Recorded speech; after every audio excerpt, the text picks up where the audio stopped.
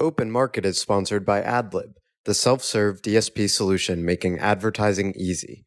What do the world's largest demand-side platforms have in common? They're effective, but they require large annual contracts and spend minimums.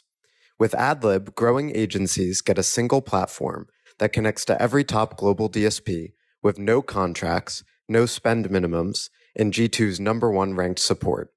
That means access to the entire universe of TV, digital out-of-home, audio, display, video, and native without a hassle and with no blind spots. It's incredibly easy to use, plus it can automate most of the work your team spends hours a day doing manually. Get the most powerful media buying technology without the barriers to entry. Check out AdLib at getadlib.com today.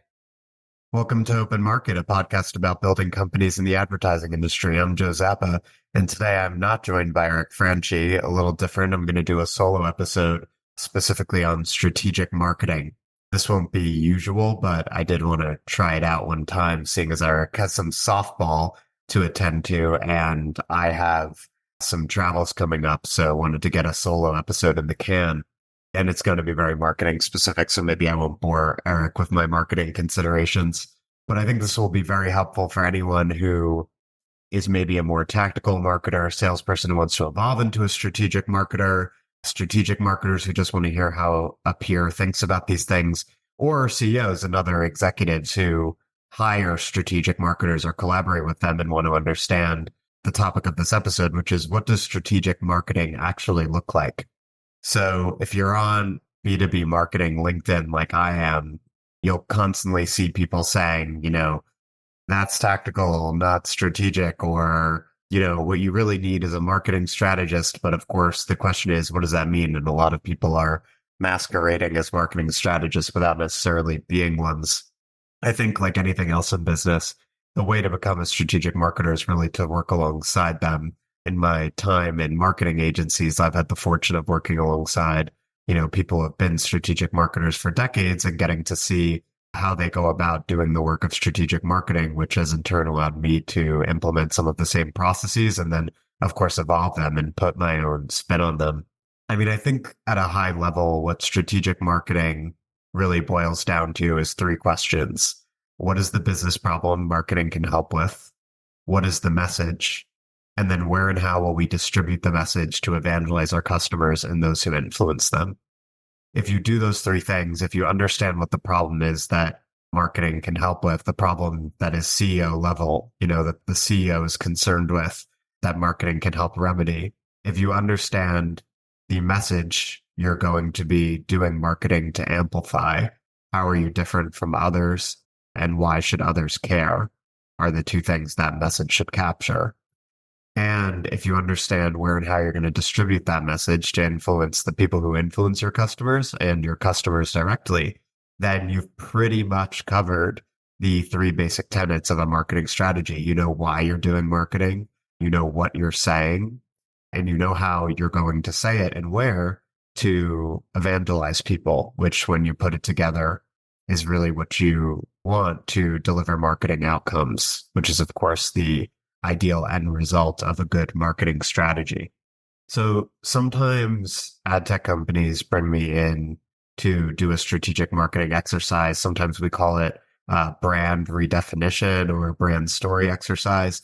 It's basically a 2 to 3 month strategic project where I interview the executive team and then I interview, 5 to 10 customers and then sync up again with the executive team. And we're essentially trying to figure out, where is this company? Where does it want to go? What's in the way? What perception have we earned with our customers? Where do we want our perception with our customers to be? And when you talk to all these people and do that research as a strategic marketer, you're able to come out of it at the end with answers to these three critical questions of what's the problem, what's the message, where and how are we going to distribute it? I learned how to do this from working with a number of marketers, but most importantly, my collaborator, Paul Connington, who was the CMO of Beeswax and Outbrain, and who still works with me on a number of Sharp Pen clients.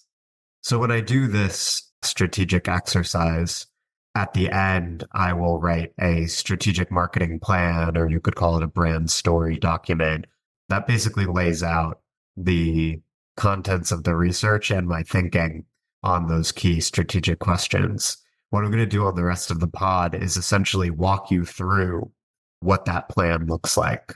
So, if I were being like a very hyped up YouTuber, I would be like, people pay $100,000 to get this information, and I will now give it to you for free. So, for whatever it's worth, this is basically the structure of the document you would get if you were to hire someone like me to do a strategic marketing review for your company. So here are the components, and I'll go through them one by one. The first is the business challenge/opportunity. The second is the brand story. Third is the big three narrative questions. 4 is product stories. 5 is the customer mindset. 6 is the competitive landscape. 7 is the distribution plan. And 8 is the theory of victory. Okay, those are the 8 dimensions of your strategic marketing plan. So first, let's talk about the business challenge/opportunity. A lot of the time, people think that the purpose of marketing is to generate more leads or pipeline, which is true. And that leads them to think incorrectly that the business problem marketing is solving is just, we don't have enough leads or we're not generating enough pipeline. But actually, that lack of pipeline is just the surface level problem, or it's a symptom. And it's a symptom of a deeper problem with the business that marketing, which exists to build your reputation and relationships, might be able to address. So maybe the company just lacks awareness, or maybe it's known for one thing and needs to be known for something else to move into a growth area. Maybe it's viewed as a commodity, but is actually a premium product and needs to be viewed as such. These are all more specific business problems that marketing can help remedy. So, for example, let's say you have historically existed in one sector of the digital advertising market and you need to move into another to secure your next phase of growth. Marketing is going to help with that by crafting a message and a story that synthesizes your historical strengths with the strengths that you're now bringing to a new sector of the market. So it's going to help everyone in the company and outside of it, most importantly, obviously, your customers, understand why you have a right to play in this new category and how your existing strengths that they already probably agree you have are going to give you a right to play there. So that's an example of a case in which the real problem, the root problem, is not that you don't have enough leads. The problem is people don't think you have a right to play in this new sector of the market. And by crafting a continuous brand story that makes sense and by getting it out there, you're going to help them understand, no, we do have a right to play in retail media or CTV. And the thing you already think we're great at makes us great at this new thing too. And when you solve that root problem, you should solve the surface problem, which is you should have an easier time booking sales calls and closing deals. The second dimension is the brand story. So this is the overall story of the company. Why do we exist? What is our identity? And why should that be our identity? For example, the Trade Desk's story might be, as per its site, quote, the omni-channel advertising platform built for the open internet. The natural follow-up question to that positioning or to the headline of that story is, why? What product and commercial advantages does the Trade Desk have that make that its ideal positioning? What problems does the story solve? What's the business opportunity the story helps unlock? We actually know that recently the Trade Desk seems to be shifting from, the advertising platform for the open internet to the advertising platform for the premium internet, which is obviously a strategic shift wherein the Trade Desk is trying to get advertisers to think of it as the portal to premium brand safe publishers who also have authenticated users backed by first party data to enable privacy safe ad targeting. So that's a good example of how the brand story unlocks and shapes market opportunities. And obviously the result of any strategic marketing plan is going to be an effort at articulating that story, right? We're going to want to define the company so that we control how our customers and those who influence them think about us. And I would say in a lot of cases, ad tech companies are essentially outsourcing this brand story, but they're not outsourcing it methodically. They're like outsourcing it by default, which is just to say they're not defining themselves in the market. And so they're letting the market define them. And marketing is how you solve that problem. It's how you ensure that whenever you go into sales conversations, people know you for a specific thing, that specific thing is positioned to help you succeed, and that you've decided what that thing should be, right? So marketing is how you take control of the foundation of sales conversations. The next thing up is the big three narrative questions. What do we do and for whom? How are we different? And why does it matter? These are the three narrative questions any brand story should be able to answer. Not coincidentally, they're also the three questions I expect any company website to answer. What we do and for whom is table stakes. A lot of ad tech companies mess it up, right? Think about any time you've gone to an ad tech company site and you're like, I don't even know if they serve advertisers and publishers, and I can't tell what they do for them. And often that's the result of the company going too big picture. And you want the big picture part, which is the third question. Why does it matter? If you want to say you're the champion of the open internet, okay, that's fine. But you also have to make sure that you answer the concrete, most important question, which is whom are you serving? Who's the customer? And what service are you providing to them? So you'll notice, for example, that on my site, the Sharp Pen site, to use my own company as an example, the top text is a rallying cry, be more than a commodity, because the number one problem ad tech companies have from a marketing perspective is differentiation. And we help them solve that by coming up with a differentiated story and effectively distributing it. But the very next line on our site clearly states what we do and for whom. Quote, we offer marketing strategy, content, and PR for ad tech and MarTech companies. So no ambiguity. You cannot walk away from this site unclear on what the service we offer is and who our customers are, which should help facilitate productive sales conversations. And then another page of our site is why Sharp Pen. So that clearly articulates how we're different from other marketing agencies, which I like to say are three things. We are strategic as opposed to merely tactical, right? We're going to tackle the kinds of questions I'm talking about on this pod. We're not going to just start emailing journalists on day one. We're modern, so we're on every channel. I'm talking to you on audio right now. We're on LinkedIn, Twitter, email, and so on. And we help our clients do the same, right? It's not just about emailing journalists, though that's definitely still part of what a PR agency does. And we're immersed in the space, right? I create ad tech content. I participate in ad tech discourse, and hopefully that's an asset to our clients. So whenever you're doing strategic marketing work or when you go to a company's website, you want to make sure that they're answering these three questions. What are we doing for whom? How are we different? Why does it matter? And then those three questions should be part of the plan, but then they should be integrated into all the company's marketing materials, starting with its website and its sales pitch. The next thing up is product stories. So sometimes a company has multiple products and each relates to the brand story differently. In that case, it can be helpful to articulate the relation between each product and the overall story. This is especially helpful for aligning the overall marketing plan with the vision of product marketers. So you might have an overall goal for how you want to position yourselves as a company, and the products are essentially the proof points for that goal, right? It's the advantages of the products and the capabilities they unlock, the value they unlock for clients that allows you to earn the positioning you want to propagate in the market.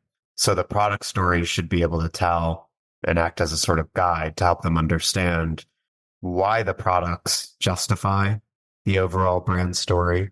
And then also, if some of them are less related than others, you want to allow anyone in the business who's talking about those products or marketing them or selling them to understand the link between the overall positioning of the company and the product. Because when they go into that sales meeting, if your marketing is successful, the person on the other end is going to have a perception of the company that's linked to the brand story. So you want to make sure that the product story reinforces that and coheres with it. Next up is the customer mindset. So customers play a central role in shaping the brand story. After all, they're the ones who you want to evangelize. And while it's okay to want to take them to a new destination and not simply repeat what they love about you back at them, if the message is wholly divorced from existing customers' praise for the company slash product, marketing is likely to fall flat. So it makes sense to incorporate a write-up of the customer's mindset into the brand story document. Well, you'll often learn when you do these strategic exercises is you'll start with the executives and you'll figure out where do they want to bring the company. And often that's driven by market opportunities, right? So, ad tech and martech companies, they'll have a more innovative mindset. They want to go out and participate in the sector of the market that's growing, or they want to create a new category or innovate on the tech side. And it's important to talk to the customers as a strategic marketer after you talk to the executive team, because then you'll discover there's almost always a delta between the people in the company and the customers who give the company a right to exist. And the job of the marketer is to figure out where's the overlap and what do customers love about this company that the company can in turn propagate in the market to win new champions who are either similar to the existing champions or at least tangentially related to them. In other words, if you want to know how to win new customers, there's no better asset than understanding what your current customers already love about you. Sometimes it's more complicated than that because if a company is really trying to undergo a strategic shift, which is often why they hire a strategic marketer, you won't always be able to just repeat to the market what your current customers love about you, because maybe you're trying to go get a new, different type of customer, or you're trying to get them to love you for something else. But even in those cases, you need to start with the foundation of what the existing customers love about you. Because if you go to the market with something that's wholly divorced from that, why should anyone believe you, right? You have no one attesting to this to prove that it's true. So having the customer mindset as a foundation of the brand story and as a sort of resource for everyone to look back on to check the sales pitch and the marketing materials against is very important. Similar to the customer rundown is the competitive landscape dimension of the strategic marketing plan. So one of the three key things that marketing strategically does is tell people how you're different. And especially in B2B tech sectors like ad tech and martech, where differentiation is a huge problem, where products are often viewed as commodities by customers, a very important thing that marketing needs to accomplish is differentiating the company from its rivals. So, of course, part of a strategic marketing plan is going to be looking at what competitors are saying and figuring out how you're different and how you can win on the basis of that difference. I think a lot of the people listening to this podcast would even be like somewhat shocked if they looked at their competitors' websites, or maybe not shocked at all because they would see like just how similar the messaging is, right? A lot of ad tech companies sound the same. So if you look at your competitors and you're like, oh, we're all kind of saying the same shit. All right, well, then you can see why the marketing might not be resonating with the market or why the sales pitch might be falling flat, right? Because what you say sounds maybe even brilliant when you say it among yourselves, when you're talking about it in the office. But when you look at it from a cross-company perspective, you realize that it's a commoditized message for what may even be a commoditized product. And in that case, there's no reason for your customers to add another company to the tech stack, or even worse, if you're in one of these kinds of markets, to switch from a competitor to you. So that's why having the competitive landscape is important. All right, only two more things. Next up is the distribution/channel plan. So any marketing message is useless if it isn't distributed. That starts with the website, which is a source of truth for anyone who engages with your company.